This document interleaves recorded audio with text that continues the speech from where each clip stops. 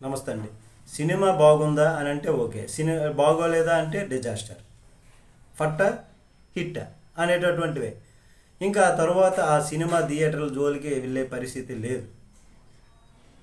ఇంతకు ముందు అయితే గతంలో సినిమా హిట్టు, యావరేజు, ఫట్, ఫ్లాపు అని ఉండేది.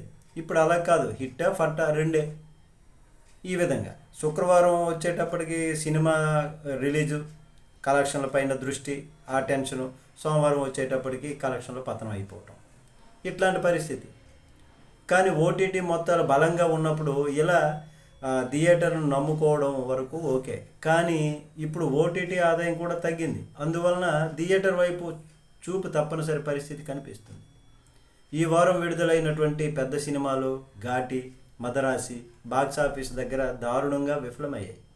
ఈ రెండు సినిమాలను కూడా భారీ బడ్జెట్ వ్యయంతో నిర్మించారు. నాన్ థియేటర్ ఆదాయం బాగానే వచ్చినా థియేటర్ బడ్జెట్ అంతో ఎంతో ఉంది. అందువలన నిర్మాతలే ధైర్యంగా అడ్వాన్సుల మీద విడుదల చేస్తున్నారు. తీరా జనాలకు ఈ రెండు సినిమాలు కూడా నచ్చలే. దాంతో కలెక్షన్లు 2 రోజుల నుంచే డ్రాప్ అవుట్ అయిపోయాయి, పూర్తి పతనం అయిపోయాయి. ఇంకా మండే టెస్ట్కు వచ్చేసరికి 0 మార్కుతో ఫెయిల్ అయ్యాయి. బీసీ సెంటర్లలో చాలా చోట్ల షోకి 5,000 నెంబర్ దాట్ల. ఇంకా అర్బన్ సెంటర్లో అయితే 10,000 మార్కు అందుకోవడం కష్టం అయిపోతుంది. రోజుకు ఇలా సెంటర్లలో వేలల్లో కలెక్షన్లు ఉంటే రెంటల్కే సరిపోతుంది. కొన్ని చోట్ల అయితే ఆ రెంటల్కి కూడా చాలా లేనటువంటి పరిస్థితి, ఎన్నో ఇబ్బందులు.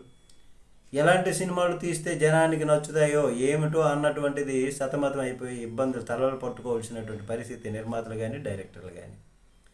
ఈ ఏడాది ఇంకా చిన్న, మధ్యతరగతి, అట్లాగే పెద్ద సినిమాలు ఇవి చాలా రావాల్సినటువంటి పరిస్థితి ఉంది. ఇవన్నీ కూడా 5 కోట్ల నుంచి 50 కోట్ల వరకు కూడా పెట్టుబడులు పెట్టి తీసినటువంటివి. థియేటర్ మార్కెట్ చేసినవి టార్గెట్ చేసాయి. ఆ బిజినెస్ తీసుకురావాలి ఎలాగోకలాగని టార్గెట్ చేసినవి.